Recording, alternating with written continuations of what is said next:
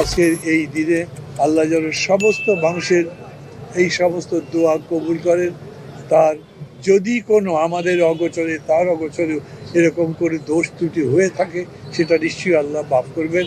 আল্লাহ বাংলাদেশকে, বাংলাদেশের জনগণকে মাফ করবেন। বেগম জিয়ার অসুস্থতার কথা শুনবার পরে আমি আমার ব্যক্তিগত অনুভূতির কথা বলছি, আমার সঙ্গী সাথী যারা আছেন, আমার দলের কথা বলছি, আমার জোটের কথা বলছি, সাধারণ মানুষের কথা বলছি।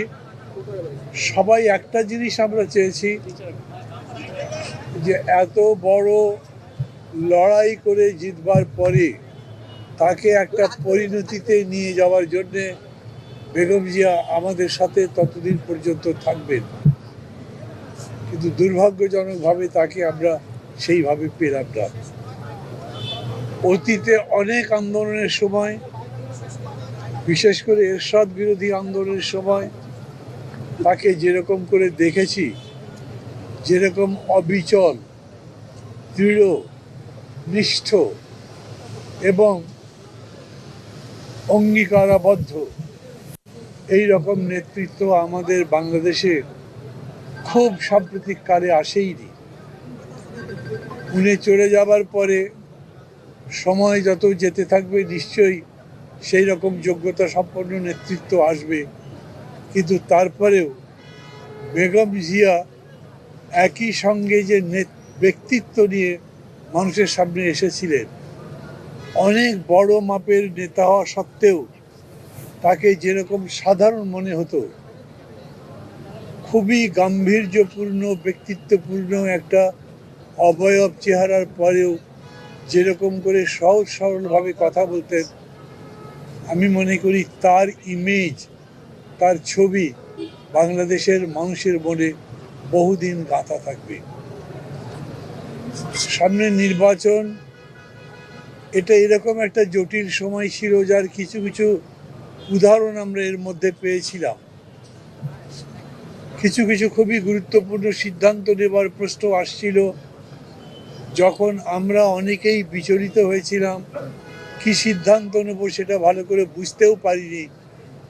সেই সময় অনেকে হয়তো মনেও করেনি, তবু বেগম জিয়ার সিদ্ধান্ত জাতিকে একটা শান্তি, অগ্রগতি এবং সামনে যাবার পথ এবং দিশা দিয়েছিল।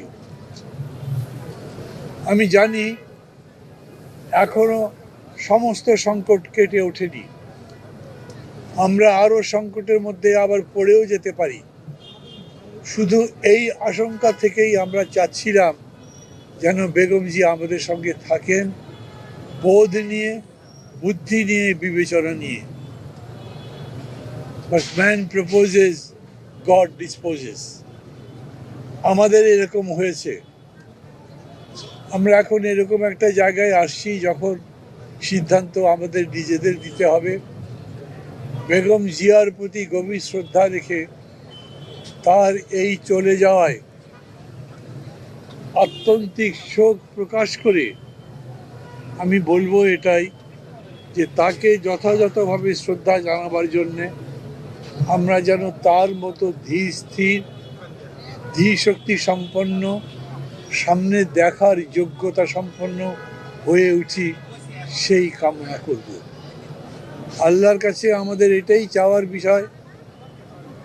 এই দেশ অনেক ঝড় ঝঞ্ঝার মধ্যে দিয়ে গেছে, সেই ঝড় ঝঞ্ঝাকে মোকাবেলা করবার জন্যে আমাদের সামনে ইমেজ অনেক এসেছে, কিন্তু সব ইমেজ আমাদেরকে সমান রকম বিচক্ষণতা দিতে পারেনি।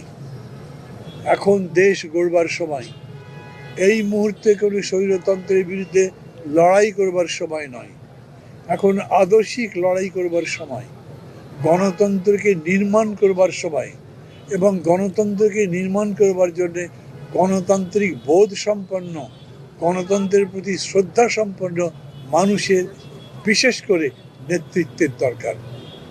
আবারও বলি, আমি বেগম জিয়ার মধ্যে সেই রকম নেতৃত্বের স্ফুরণ দেখেছিলাম। বেগম জিয়ার ব্যাপারে খুব বড় বড় পাবলিসিটি হয়নি, তিনি এবং তার দল এইভাবে পাবলিসিটি করবার কাজ করেননি, কিন্তু তারপরেও তার সম্পর্কে মানুষের যে কি পর্বত সমান উঁচু ধারণা গড়ে উঠেছিল সেটা আমরা সবাই দেখেছি। আমি চাইব আজকে আপনারা এতজন মানুষ, সংবাদপত্রের কর্মীরা, ফটো সাংবাদিকরা যারা যারা আছেন, সাধারণ মানুষ যারা আছেন, সবাই তার মৃত্যুর এই শোককে আগামী দিনের নতুন বাংলাদেশ গড়ে তোলবার, একটা সমৃদ্ধ গণতান্ত্রিক দেশ গড়ে তোলবার, আমি যেরকম করে বলি একটা কল্যাণ রাষ্ট্র গড়ে তোলবার, মানে যে রাষ্ট্র জনগণের কল্যাণকেই তার সবচেয়ে বড় বিবেচ্য বিষয় মনে করবে, সেই রকম একটা দেশ গড়ে তোলবার সংগ্রামে আমরা বেগম জিয়াকে সামনে রেখে সামনে চলব এবং আমাদের যেখানে পৌঁছানো দরকার সেই জায়গায় পৌঁছতে পারবো।